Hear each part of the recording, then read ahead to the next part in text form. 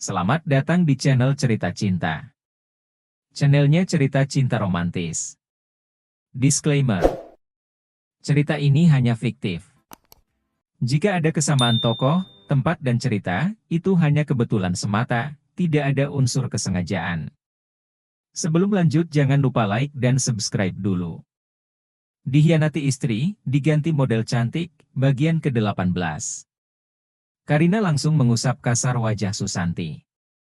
Maaf ya. Gue enggak sengaja. Biar gue usap muka lu. Makhluk itu malah menepis tangan Karina sambil menggerutu. Indan nyakar Cin, namanya bukan mau ngusap. Awas ya Nek, kalau bulu mata anti gempa copot, you harus tanggung jawab.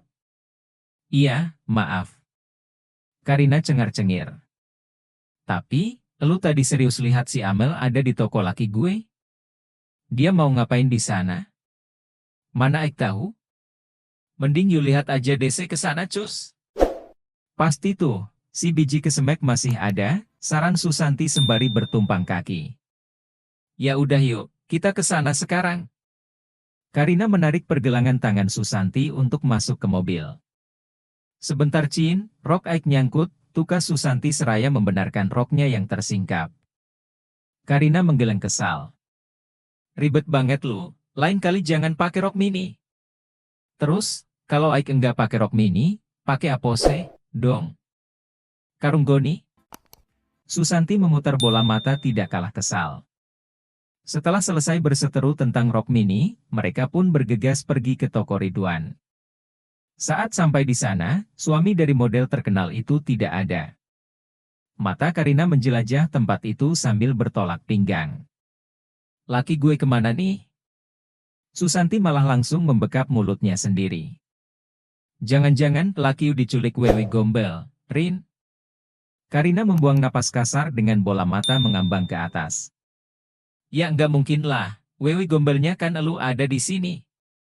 Sembarangan ya, you kalau ngomse. Aik goreng juga tuh ginjal you. Enggak mungkin, kan, ada wewe gombel secantik Aik, balas Susanti sambil menggibaskan rambut ke wajah Karina, hingga sahabatnya itu langsung bersin. Mbak Karin. Salah satu pegawai di toko itu datang menghampiri mereka berdua dengan berjalan tergopoh-gopoh. Mbak, cari Mas Ridwan ya? Iya, dia kemana sih? Karina penasaran. Itu ngomsi yang jelas dong, Nek, potong kembarannya Wewe Gombel. Jangan bikin Aik penasaran tentang Karina tiba-tiba menjambak rambut palsu Susanti. Dia mau ngomong kenapa lu potong, Udin. Ih, gelai, gerutu Susanti dengan bibir yang mencebik. Pegawai yang tadi bilang, kalau Ridwan sedang mengantarkan tanaman hias ke rumah pembeli dan sekaligus akan menata tanaman-tanaman tersebut di halaman rumah sesuai permintaan si pembeli.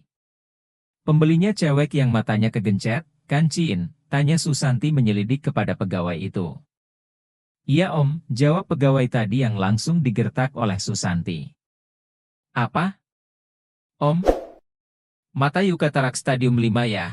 Lihat dong, penampilan Aik yang bohai ini. Susanti berputar seperti gangsing. Masa dipanggil Om? Bikes deh, Bo.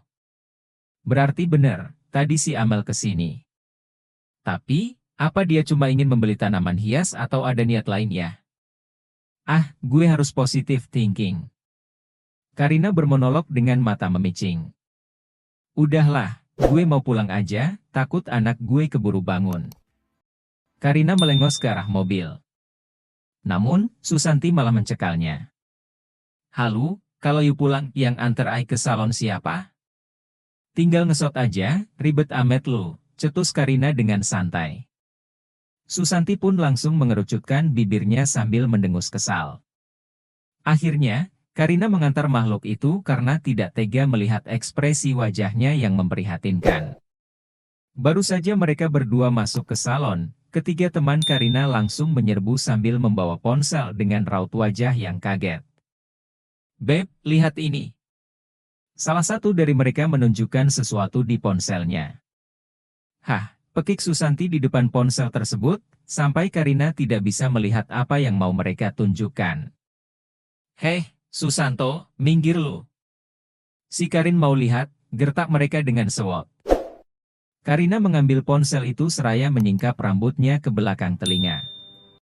Ia sangat terkejut melihat sang suami sedang berpelukan dengan Amel. "Apa-apaan ini? Laki gue meluk cewek lain, sedangkan gue istrinya belum pernah disentuh." Susanti dan teman-temannya yang lain spontan menganga setelah mendengar pernyataan Karina. Mereka saling bertatapan satu sama lain, lalu serentak bertanya. "Jadi, lu masih ting-ting?" Susanti tanpa basa-basi langsung bergoyang sambil bernyanyi, dengan sisir sebagai misroponenya dan ditonton oleh para pengunjung yang datang ke salon. "Aku masih ting-ting, sebentar lagi sinting." "Elu yang sinting," bentak Karina yang sedang emosi. "Gawat, Rin, jangan sampai laki lu tergoda sama si Amel. Lu kan tahu sendiri, tuh si Keong Rebus bisa melakukan apapun untuk menghancurkan hidup lu." "Bener Nek, you harus jaga laki lu and kasih DC service yang memuaskan," saran Susanti seraya duduk di dekat Karina. "Emang laki gue mobil angkot, pakai di service segala?" Karina malah nyolot. "Kok bisa sih laki lu gak pernah nyentuh lu, Rin? Dia kan normal, kalau enggak, mana mungkin punya anak?" "Oh, gue tahu jangan-jangan dia masih cinta sama istri pertamanya." "Poemi," seru Susanti mengagetkan. "Bisa jadi itu ini." "Gawat, Cin." Wajah Karina seketika memerah. "Terus gue harus gimana?" "Ya, elu harus bisa gimana ya? Ngomongnya kita kurang paham soal begituan, kita kan masih polos." Lubang hidung Susanti mendadak melebar, setelah mendengar perkataan teman-temannya yang sok polos itu. Ia kemudian menghampiri Karina. "You kan model, sering berpose seksi. Masa nggak bisa sih, menggoda DC?" Wanita berbadan ramping dengan rambut bergelombang seperti bihun itu langsung berdiri, lalu bergegas pamit pulang. "Hei, you mau kemandang?" tanya Susanti seraya berlari kecil mengejar Karina. "Gue mau praktek," balas wanita itu yang sudah masuk ke mobilnya. Di tengah perjalanan, Karina malah terjebak macet. Kepulan asap kendaraan membuat pandangannya terhalang saat melihat ke arah lampu lalu lintas. Wanita itu lalu menundukkan kepala di setir mobil sambil memejamkan mata dan berbicara sendiri dalam hati. "Kayaknya tidak mungkin laki gue meluk si Amel disengaja. Pasti tuh cewek lihat biawak nempel di dinding rumahnya, terus dia pura-pura takut, lalu meluk laki gue." Wanita itu langsung mendongkak kaget karena mendengar suara klakson.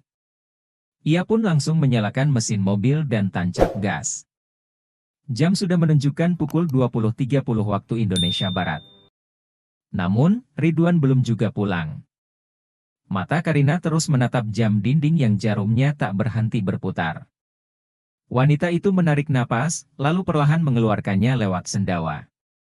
Sesekali, ia menguap karena lelah menunggu sang suami datang. "Assalamualaikum." Ridwan perlahan membuka pintu. "Hai," sapa Karina yang berdiri di atas tempat tidur dengan memakai baju tidur tipis di atas lutut.